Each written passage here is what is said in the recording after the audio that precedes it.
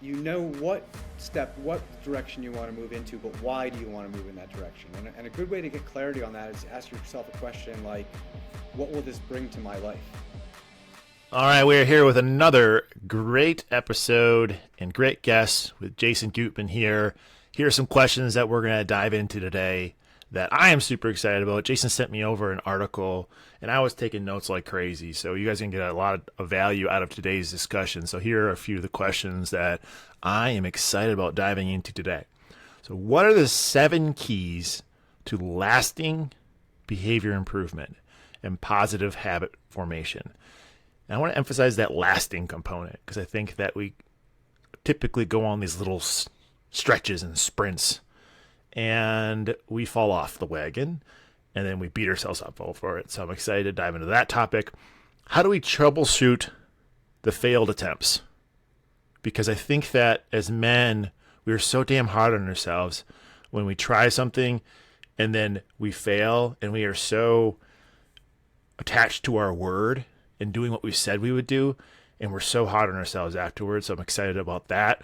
And how do we close that gap between having good intentions and actually creating healthy habits and taking great care of ourselves? So a little bit about Jason. He's a Mayo Clinic certified wellness coach and a national board certified health and wellness coach. He's a certified nutritionist and a physiologist.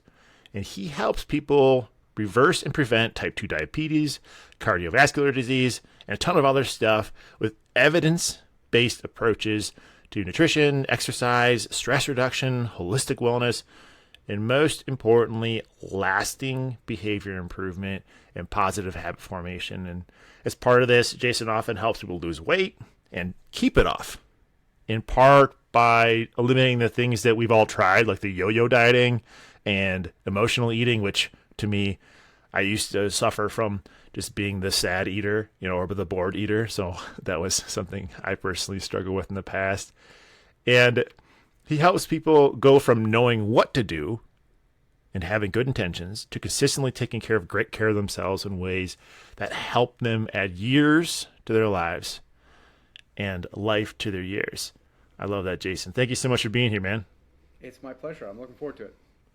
Yeah, so let the viewers, besides your bio there, why are you passionate about serving men and bringing the information that you bring to help them create this improve that holistic picture that I just painted there? Well, I think 2 things. Why I like helping people with holistic wellness is because it's what helps us live our best lives and feel good. And that's going to sound very simple, but I think we all come to a point in our lives where life is simple, and we're looking to do something like that catchy phrase at the end of my bio of add years to our lives and life to our years. And we're pretty simple. There's a meme that's gone around that I like, and it shows someone watering a houseplant, and it says, "You're just a houseplant with complicated emotions." And what I like about that is it creates a framework for wellness, which is that we have a set of needs, which we can get into detail what those are. I would say most people know what they are. And when we proactively meet most of those needs most of the time, like a houseplant that gets water and sunlight and has nutritious soil, has enough space, it perks up, right? And when some of those needs aren't being not unmet, it wilts. So that's why I'm into holistic wellness, and then why I'm into being a wellness coach and behavior improvement and habit formation is because that's what it takes to learn to proactively meet most of our needs most of the time. That is, information alone doesn't do the job. Good intentions alone doesn't do the job. We need to learn how to make lifestyle improvements, and there are ways to do that. Why is there so much failure and struggle around these topics? Because there's so much knowledge. It's like we know what to do, we want to do it, and then we don't. So why is there such a struggle around these basic, simple things that when you look at them, you're like, oh, I know that, but are you actually doing them? Like, why is there so much struggle around this? I think the general struggle has to do with the fact that for good and for bad, we are creatures of habit. And what habits are things that we do automatically, things we do on autopilot. And we've evolved over millions of years to conserve energy.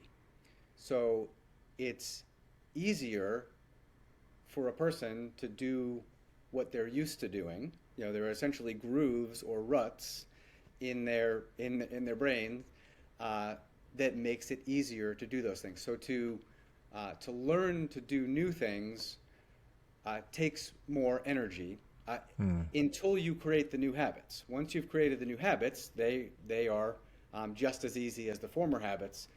But there's almost like a default mode in a human being to stay stuck, to stay where you are because it has less energy. And then what most people do when they want to change habits is they rely sheerly on willpower. They say to themselves, just do it. And just do it, for most people in most cases, doesn't provide enough leverage to overcome that gap of new energy that it takes to make the new habits. So that's the general answer. But I think added on top of that, in two areas of wellness, nutrition and exercise, there are also cultural paradigms that don't lend themselves to sustainability. I'll start with exercise because there's a neat phrase for that one. It's something like no pain, no gain, right? That's very common. Right. And the hard thing about that is a well-adjusted person doesn't necessarily want to choose between doing things he enjoys and doing things that are beneficial. He'd like to do both of those things, and there are ways that can be done. There's and with nutrition, it's not as common or sleek of a saying, but a lot of people that have been on diets have something like this in their mind. If it tastes good, it's bad for you. If it tastes bad, it's good for you. You know, that creates that similar double bind of no pain, no gain. And that lends itself to that unsustainability, because what people will do is they'll go on a diet for a few weeks in that sort of mode of denying themselves enjoyment in the prospects of some future benefit. And same thing with a workout program. People will do some exercise they hate for a period of time, but eventually find a way to, find a reason to quit that, because it's not adding to their life now. It's only adding to their life in some sort of far off future. So I think that those are the major hurdles I see laid out as an overview. I think that I really glad that you pointed out the fact that it's almost against our human nature or how we're designed to change a habit, right? You mentioned the ruts in the brain. I've heard a lot of podcasts on when you're basically terraforming your brain when you're trying to come up with a new habit, right? So you're going against your body. So that's going to give it. So the men, as you're listening to this, give yourself the grace to where it's like you're kind of terraforming your brain. You are repaving a new road, and imagine how much energy is associated with that. So give yourself some grace as maybe why you failed to these past. And you had mentioned willpower, and that's a common talk around when people fail. They're like, oh, I just don't have the willpower. And there's these narratives that men have. Can you tell you had mentioned in your article that you sent me the difference between skill power or combining skill power and willpower. Can you tell the men a little bit about the difference or what that combination looks like as they're trying to shift their lifestyle? I think a starting off point is to think of willpower as an exhaustible resource. Willpower is absolutely useful, and we all use it every day, and we use it quite a bit when we're trying to make a significant transformation. But think of it like an exhaustible resource, like a bank account, and you start each day with $100 of willpower, or you start each week with $700 of willpower. And when you run out, you run out. So that's why it's usually not enough to get a transformation done, especially get a large transformation done. What I'm referring to when I talk about skill power are evidence-based methods that make change easier. And the way to think of them, I used the word leverage earlier. Another way to think of them is if you think of being stuck in a rut, like inertia, in physics terms, what we need to do is we need to add some energy to the system, right? Like if a car were stuck in a rut, you'd literally need people or machines to push it or pull it out of the rut. And then when we're talking about changing habits, what we want to do is build momentum. And those seven evidence-based keys I referred to earlier are ways to add energy to the system and reduce friction, sort of get things out of the way so that you can have some more change momentum or improvement momentum. And to make those a little more tangible, maybe as a jumping off point, really the first one is to be very clear on the new habit you want to form. That is, if a person is thinking very vaguely like, I want to eat better, I want to exercise more, that isn't targeted enough to really represent something clear that can be moved toward. But if someone says, as a starting point, I'm going to drink 60 ounces of water a day, or I'm going to run for 40 minutes 4 times a week, now you've actually got something that your brain can target as the new thing I'm going to move to. And that's one thing, that's one of those 7 that starts to get you a little leverage. And I would refer to being able to set specific action steps like that as one of the skills that I'm referring to as skill power. So I think we get stuck on trying to do too much at once, right? To where all of these habits. So how do you help the men that you coach or the people that you coach, that you work with, to narrow the choices down? Because I think, you see these programs like 75 Hard or Right. even like the Miracle Morning by Hal Elrod, where it's like these 7 things that you need to start doing today. And you're almost setting yourself up for failure because you're trying to do 7 habits all at once. And You're not trying to do 7 one habits, habit. and you're trying to do 7 relatively large habits, right? Meaning they're relatively far away from your current habits.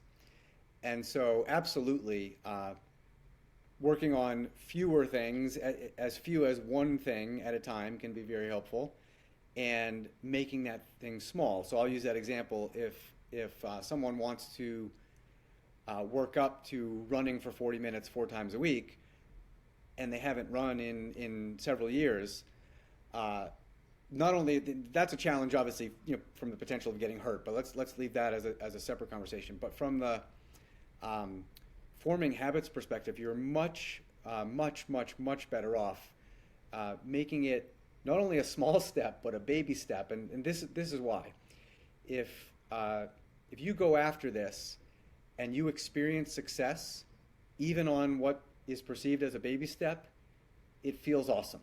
Say that person hasn't run in 3 years, and they set the objective, they're going to run around the block. It's 5 minutes, twice next week, and they do it. What they feel like at the end of the week is like, I did it. I did what I set out to accomplish.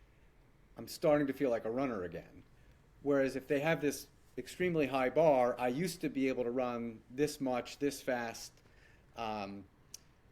and so if I can't do that, I'm nothing. Like, that's kind of how people think, and very, often think in sort of black and white terms. Even if they ran much more than twice a week, 5 minutes at a time, but were short of that high standard they set for themselves, what they end up feeling like is, I'm a failure, I came up short, I knew I couldn't do it, maybe I don't have what it takes anymore, that kind of thing. Right. And what happens with the small steps is when you come back saying, I did it, I'm a runner again, you naturally say to yourself, well, next week I'm doing 15 minutes. And you have the confidence that you can do it. And it doesn't take that long to get to that ultimate standard, and you're doing it in a succession of confidence building moments versus a succession of feeling like I'm continually coming up short. And what happens is when we continually feel like we're coming up short, we quit because Right. it feels terrible, and we decide maybe it's not the right time. Maybe there's something else I could be putting my energy into right now. So you talked about the 7 steps, and I'd like to spend some time there. So step number 1 is be clear, have that clarity, and just make a choice, right? Just pick something that you believe is, and I think that if we're probably a business owner, you know what SMART goals are, but sometimes it's hard to apply SMART goals to your life that aren't business or whatever. So be smart with it, be focused. What's number 2 as they're starting to create these habits? Number 2, people have probably heard in other areas as know your why. In wellness coaching, we might say it as get very clear on your values. Similar ideas. This is, you know what direction you want to move into, but why do you want to move in that direction? And a good way to get clarity on that is to ask yourself a question like, what will this bring to my life? And this is very important, because if people are stuck in the abstract of, I know it's good for me, my physician says it's good for me, my spouse says it's good for me, that's usually not enough to add the energy to the system we're looking for. What we're looking for to add energy to the system is something that's deeply personally meaningful to that person. And there's no formula for that. Different people, and in the case of your viewers, different men have different motivations for doing things. So I would encourage people to explore that question. What would this bring to my life? Especially, what would this bring to my life that is missing from currently missing from my life? Yeah, I think that's important as you're starting a new habit. Just that I was talking to a few friends of mine at a mancation we had, and it's just asking the question, it's like, what do you want out of life? And that's pretty broad, but I think that it's important to ask yourself those questions and really self-reflect on that in the times of whether if you're praying or praying, meditating, journaling, or just going on a walk, just thinking through like, okay, well, why do I want to do that? And really connect it to something that connects with your integrity, your values, who you are as a man, right? So as we continue through these steps, number 3, and we've talked a little bit about already, but I really I like the story of the 2 ladders. Can you tell the men a little bit about the 2 ladders? Because I think that's a good visual. Yeah, and maybe it works even without a visual, because we have great imaginations, right? So the way I would say it is, imagine a 50-foot wall, and imagine 2 ladders placed on that wall, and one on the left, one on the right, and the one on the left, the rungs are about a foot apart, and the one on the right, the rungs are about 10 feet apart. And what's happened, we'll start with the right, is that there's a man on the ground trying to reach up to that first rung, which is 10 feet high. It can't be reached, and essentially he's flailing, floundering,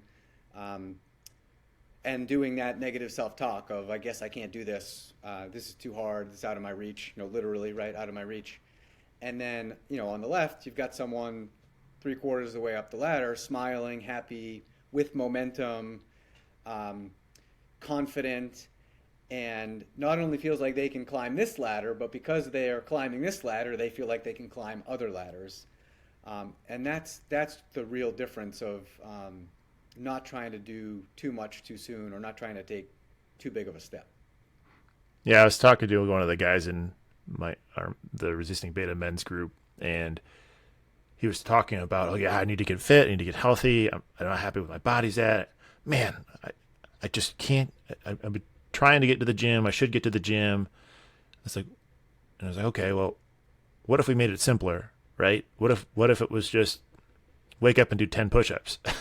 Is that something that's easy that you could do And I think that in this Instagram world of seeking external validation, or this marathons or the Spartan things, which I've done a Spartan, which was amazing, but sometimes we see the end result on other people's social media and we start comparing ourselves to them, and then we like start beating ourselves up. So creating those not sexy, not huge, not going to impress anybody moments, but just knowing yourself and doing that every single day, and then just building that habit and terraforming that rut into your brain.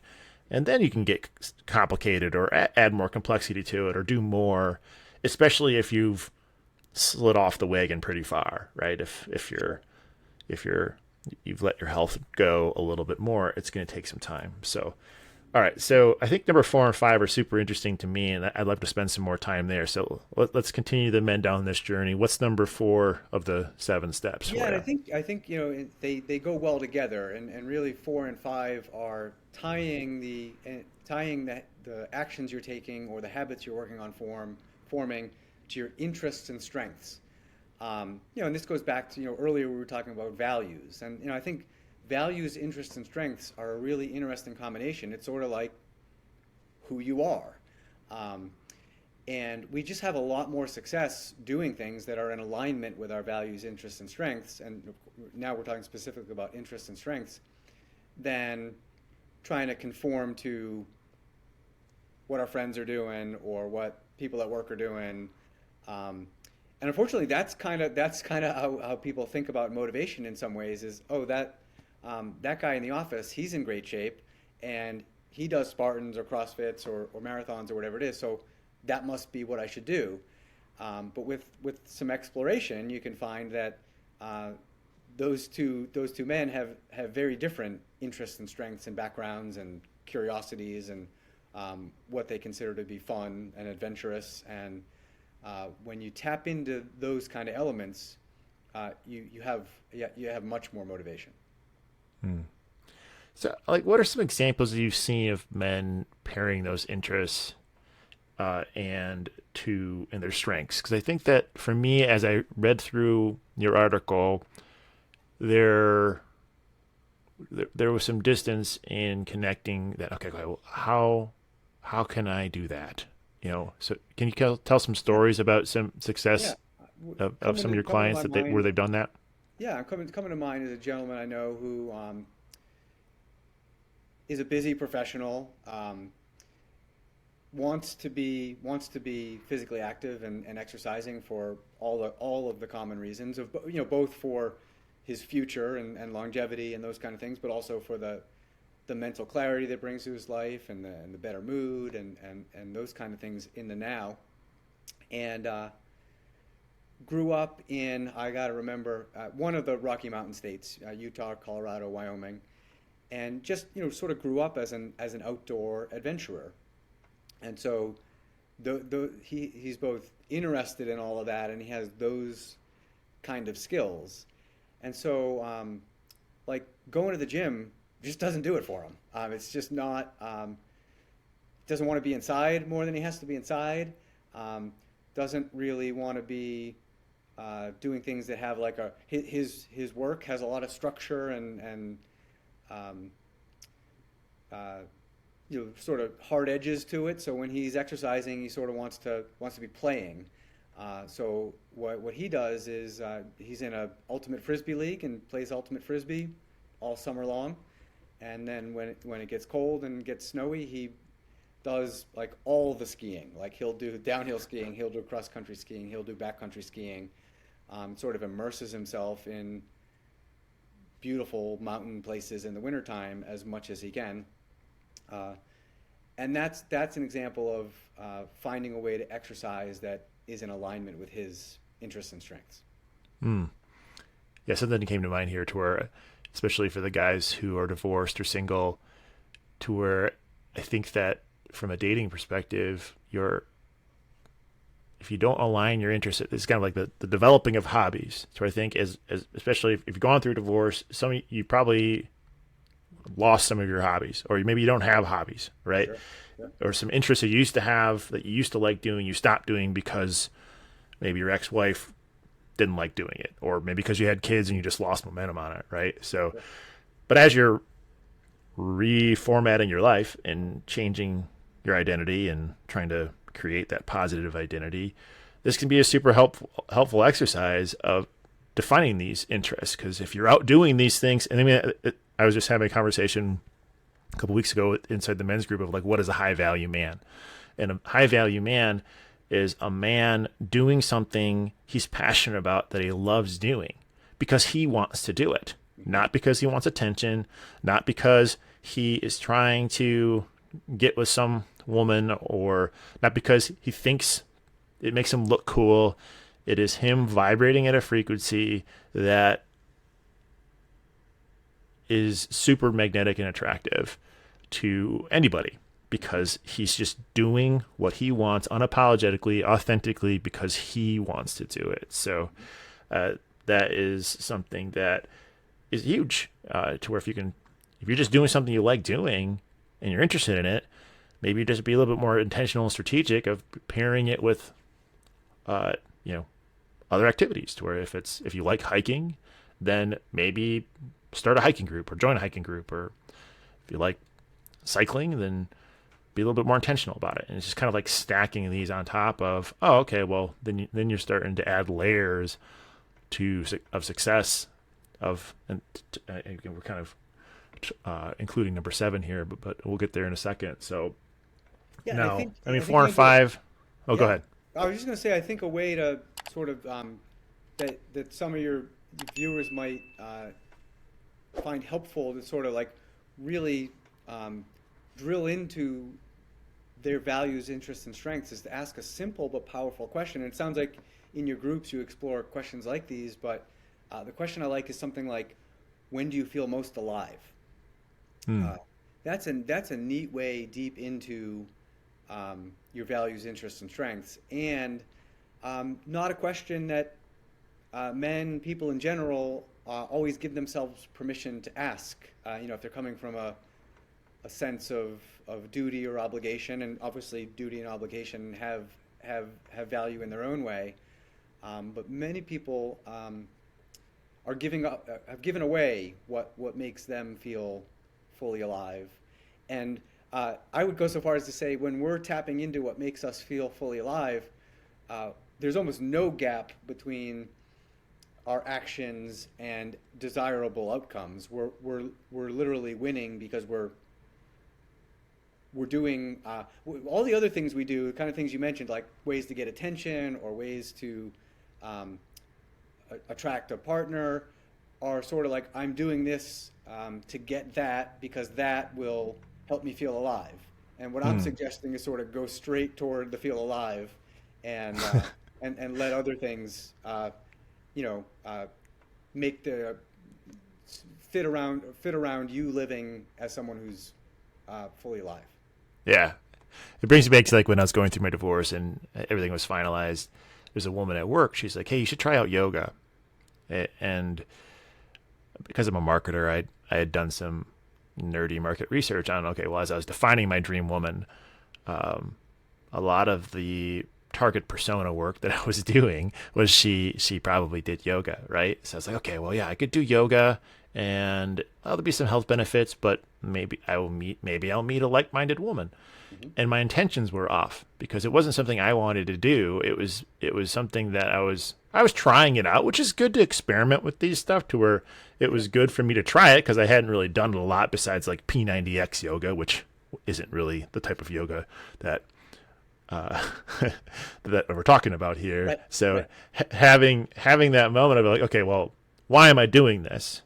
And the closer you can do it towards, like, because I want to do it, not because I'm trying to get something out of it or because I'm trying to be transactional with it, towards like, if you're doing it to experiment with it because maybe I'll see if I'll like it because it's outside your comfort zone, great. I made a mistake to where I was doing it towards like, okay, well, maybe I will meet somebody or meet a woman that at these things, which it was further away from intention or values, right? So. Okay, so number 6, what's the next step as men move forward after they've paired it with their interests and maybe what they're good at, with their strengths, where can we take them next? Number 6 is when you're trying to do something new, make it as absolutely as convenient as possible. And using the physics ideas we've been using, that's about reducing friction, right? So if you're trying to move a ball across a pool table, if there's a bunch of dust or lint or stuff in the way, right, it's not going to move as well. And so the thing you're trying to do being inconvenient, like example, you know, going to a gym that's across town at rush hour. Think about that willpower bank we talked about earlier. That's going to use $20 of willpower as opposed to the $2 of willpower it would take to go do some exercises in your basement or a park that's around the corner or something like that, as an example. Mm-hmm.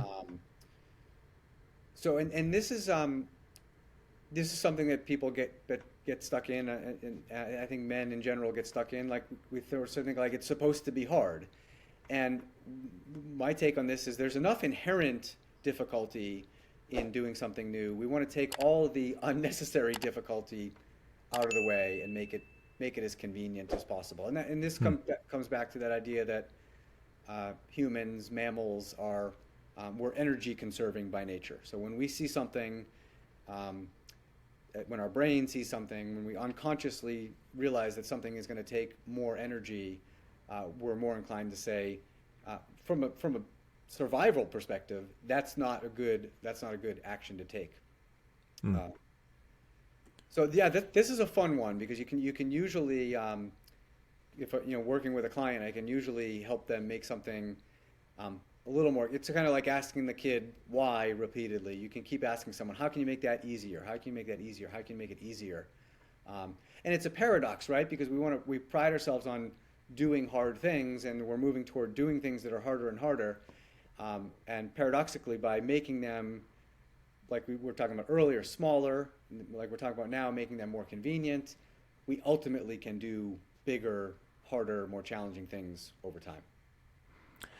Yeah, I think that is, you used a good word, paradox, where I think that for me, I like challenging things. I like chasing them. I think there's a subtle enjoyment of like, okay, that looks hard. That's a hard problem to solve. I enjoy solving hard problems. So I'm going to build this complex system to try to solve it, right? But that system continues to fail, and there's a book that Jocko Willink wrote, and he talks about the simple plan, to where if you want to build a plan that's going to fail, make it complex, right?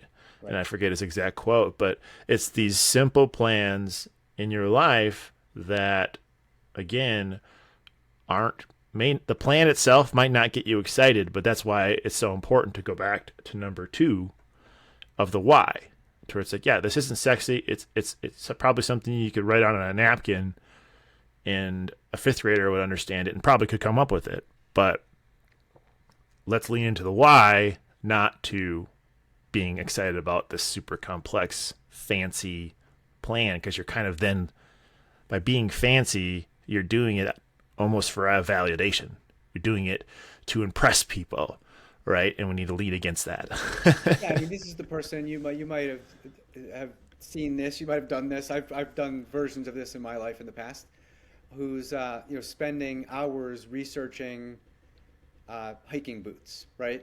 And planning a big hike to do it. And this can be a successful part of someone's journey, but they're waiting until they have the perfect hiking boots before they go for a 10-minute walk in their neighborhood. You know what I mean? And so making the action, because ultimately in this case, to say the person wants to do a big hike because they want to use that as a way to lose 20 pounds, use working up to it as a way to lose 20 pounds or get in better shape, or improve their metabolic wellness. The key thing is to get into the action as soon as possible. You know this from business, and people know this from business, right? Like you have a big business idea. You want to start selling something as quickly as possible, and you want to start seeing what do people want? What features do they want? As opposed to continually planning and making it more and more complex. We want to make these things as small, convenient, simple as possible. Mm-hmm. And then, paradoxically, we can build very big things out of that. For sure. Yeah, I think that's the definition of successful people, where they follow these steps in every part of their life. You look at the famous billionaires that just have one outfit. They wear the same outfit. They wear the Exactly. same kind of t-shirt, the same jeans, so they don't have to tax their decision bucket or their willpower bucket on that decision muscle. If they don't have to make a choice towards like, oh, what do I want to eat for breakfast? What do I want to wear today? All these little things can tax your your willpower and your ability to make decisions throughout the day. So That's okay, exactly right. well, as we move forward, let's jump into the number 7, and I alluded to it a little bit earlier, so I spoiled it a bit. But let's spend a second here, Jason, Yeah, and this is on probably, number 7. I don't remember how many times I've said this is, being a wellness coach and helping people make these kind of lifestyle improvements is like people trying to say like if you ask me what's my favorite of these, it's hard for I kind of say like all of them, right? Um, but if I had to narrow them down, I like the small steps, that we talked about with the ladder analogy, and I like this final one, which is ask for and accept the support you need. And this is just another. This is tapping into a deep part of human nature. We're not we're just highly social animals, and we do things in groups, in pairs, in teams, much better than we do alone. So I really encourage people to not try to do everything by themselves. Now, of course, that doesn't mean that other people are going to do it for you. It means there's a nuanced place, which is you're going to do your part, and you're also going to ask for and accept support as is helpful to you. And in these dynamics, as is part of the dynamic, you can um, be mutual and offer other people, and provide other people with support. And to make this a little more concrete, when we're talking about um, wellness habits and self-care habits, I encourage people to think of it as um, at least two buckets. One being personal support, and one being professional support. Personal support being like um, getting a friend to go run with you. Professional support, being if you haven't run in some years, maybe taking a few lessons from a local running coach to make sure your form is good, so you don't get hurt when you start running again. Um, and so I think looking for personal and professional support, and general and specific support as is helpful to people goes a long way. For sure. And I think that as men listen to this, they're like, yeah, that those are all pretty simple stuff, right? But as we work on our self-awareness, how in a couple minutes, how can you help the men troubleshoot towards like, okay, if this isn't working, if you keep stubbing your toe on this, walk through some of the troubleshooting stuff the men can help the men with here. Yeah, I'll sort of back up and say that one way to sort of like advance troubleshoot, and then also troubleshoot if something's going wrong, is to approach this with what I think of as an experimental mindset. And that's in contrast to something like a pass-fail mindset. So a pass-fail mindset is I decided I'm gonna drink 60 ounces of water every day next week, and if I succeed, I pass and go to heaven, and if I fail, if I don't succeed, I fail and go to hell or something like. It's very black and white, and that doesn't breed long-term success because we're humans. We will tend to be imperfect. We will tend to make mistakes. We will tend to slip, and if our bar is all or nothing, I sometimes say it this way: if your bar is all or nothing, unless you're 100% confident you can always achieve all, you're choosing nothing. Hmm. And that's a place a lot of people find themselves in. And unfortunately, because of past experiences, sometimes we really think we can do it. Like go back to childhood sports or high school sports or something like that, there wasn't anything in your way from going to practice 5 days a week. There weren't you didn't have a job, you didn't have a commute, you didn't have kids, and all the things, right? But in most men's adult real lives, there will be some things that might make perfection more difficult than it used to be. And so what an experimental mindset does is you approach this like a scientist. And at the end of the week, or whatever period of time, you say, what went well, what didn't go so well, and when I think about next week or the next period of time, how am I going to do my next experiment? What am I going to tweak? What am I going to add? What am I going to take away? And similarly, people do this, when building out a business product or service. In this way, this keeps you out of the like feeling like a failure or being excessively hard on yourself, because what you do is sort of just data, and you're always learning, and as long as you're committed to your ultimate goals and continuing to learn, you kind of can't fail. You just kind of keep learning and keep improving, if that makes sense. Yeah, we've talked a lot about on this podcast over the months here of the practice mindset and just leaning into the practice and insert the reps of respecting that process, enjoy the process, and ignore the results. The results will come. They will happen, and they're by design. But the practice, the scientific mindset, the trial and error, depending on what speaks to you in that language, is super important with this, to where if you're so focused on the results and you don't get them some days, because you won't every day, you won't be able to give yourself the grace of, oh, okay, well, that's what I learned. That's what I didn't learn. And it's almost like practicing self-awareness here of, say, okay, well, that didn't work, or that worked, or what information did I get? Maybe today's just my body isn't right. Maybe I didn't get enough sleep. Maybe I made some wrong choices or whatever.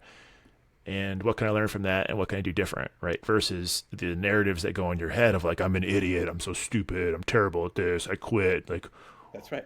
Why am I worthless? And all that stuff that I think a lot of men, when you're down in the depths and you've let yourself slip and you've broken some promises to yourself over time and over and over and over again, your confidence starts to drop. And it's these little things, man. If you don't find yourself being confident, man, do this stuff. I promise you, do it for an extended period of time.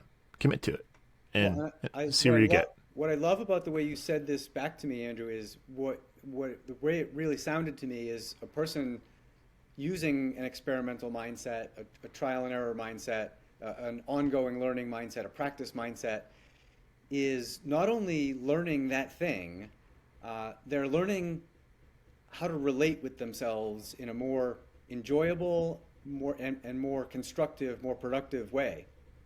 And that alone is a gain. It might be a gain a person isn't even looking for, and Right. they might stumble onto. Oh, yeah, I didn't want to just be fitter or be exercising more or be eating better. I actually underneath that wanted this more harmonious way of talking with myself, and this is a way to get it. Now that said, you're still going to slip, and that's where I would emphasize. A simple way of saying this is talk to yourself like you'd talk to a friend.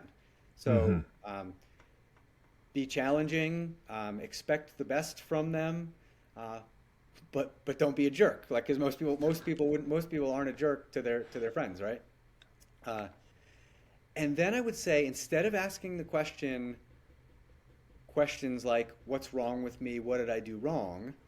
Take this conversation we've had here of these 7 evidence-based keys and use it almost like a troubleshooting manual and say, which one of those or 2 of those could I lean into a little bit more? Yeah, man.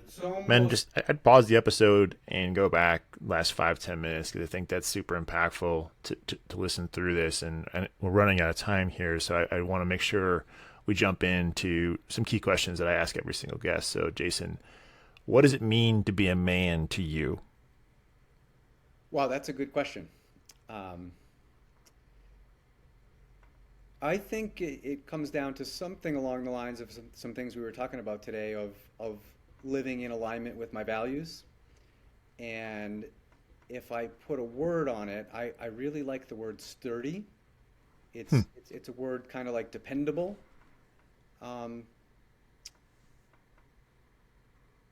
and yeah, I think that's where I'd leave that for now.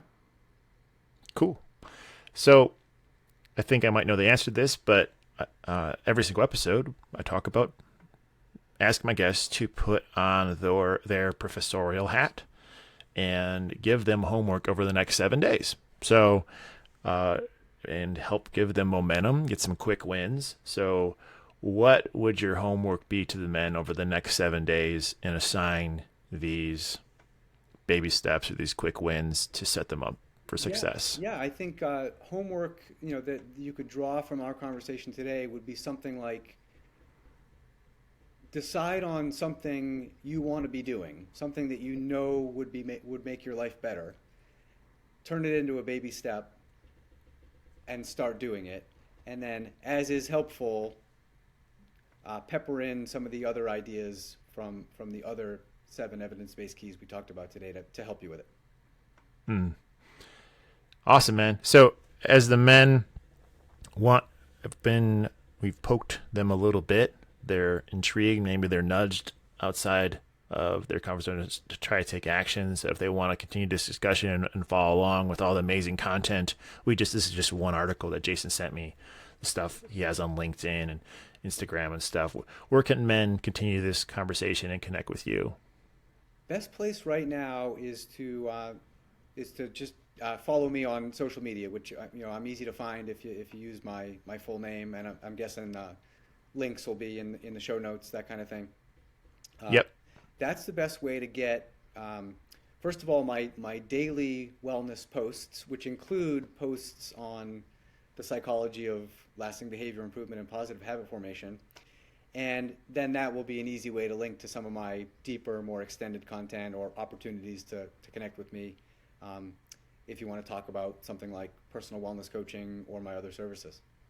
Yeah. And man, if you continue to stub your toe on this and continue to bump into it, or you just feel like you just need some help, Jason's an amazing coach. He does Zoom sessions, so wherever you're at, he can meet with you from a one-on-one coaching standpoint. If you need that support, that accountability, and kind of having that outside person to talk through this stuff on, because sometimes we get so stuck in our own damn heads, it's hard to make a choice and figure out what to do. So Jason can help you out with something like that. So, Jason, as we finish out this episode, I just want to acknowledge you for a little bit, because I have been, I think for myself in my own personal life, I go in these cycles of being very good, very disciplined, and at times making it too complex and too hard on myself, and kind of like having that inner masochist. So I want to just acknowledge you for the work that you've invested into over the years and decades that you've invested into your craft, because I believe the ripple effect of that is really going to change some lives, and I know already has in your business. So I appreciate you investing into the Resistingbeta community and sharing that, because I just feel very honored that you're here today, and the information that you shared, albeit simple, can be very effective. So I appreciate you. My pleasure. It's been great having this conversation with you. Awesome. Thank you so much for being here. You bet. Okay, so I'll end it there. And then the last thing I asked the guests to do is just basically kind of create like a 30-second movie trailer or promo for the episode that we just recorded. Okay. So essentially just answering the question, why should men listen to this? So this will be like their first, they'll see it on social media, so they won't necessarily know who you are or what we talked about. So, Yeah. so whenever you're ready, why should men listen to this episode? You should listen to this episode if you're trying to do something, and by do something I mean improve your eating habits, improve your exercise habits, or improve some of your other self-care habits, and you know what to do, and you're trying to do it, and you're struggling to do it. We're going to talk about Not necessarily how to make those kind of improvements easy or effortless, but how to make them go from seemingly impossible to eminently doable. Love it. All right. That was awesome. Yeah, that Let worked. me